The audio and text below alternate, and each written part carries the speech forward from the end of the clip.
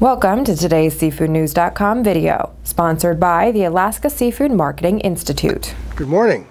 It's Tuesday, February 5th. We want to highlight two stories today.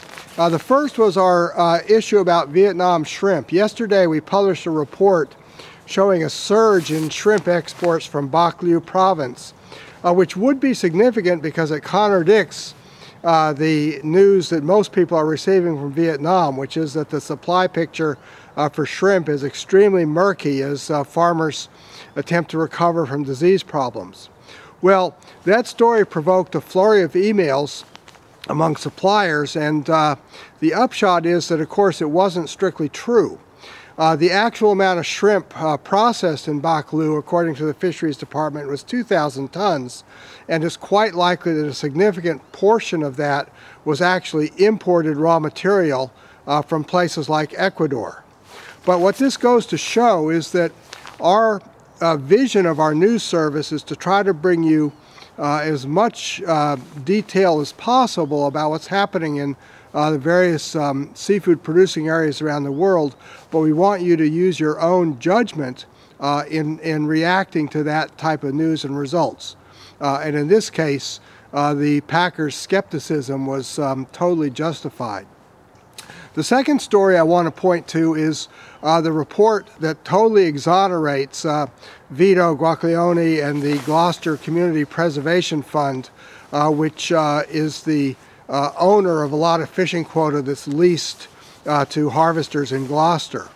Last summer, and actually for a couple of years prior to that, there had been allegations that there was a conflict of interest and that Vito in particular was using his position as a board member on Northeast Fisheries Coalition and on the Community Preservation Fund to influence fishermen to do business with him at his auction.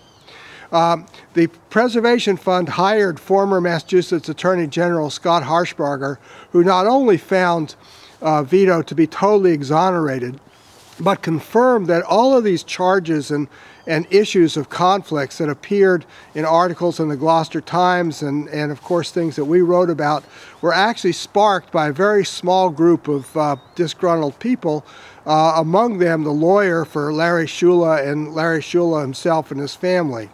Larry, of course, was a competitor of the new auction in Gloucester and had at that time was running the Gloucester Seafood Display Auction with a lot of support from the Gloucester Times. What this shows you is when you see a story in our news service, be sure and ask whose interest is it serving and who potentially is behind it.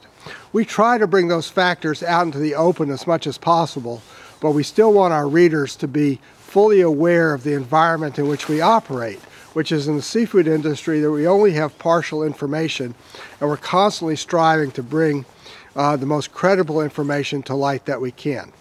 In Lexington, Mass., this is John Sackton.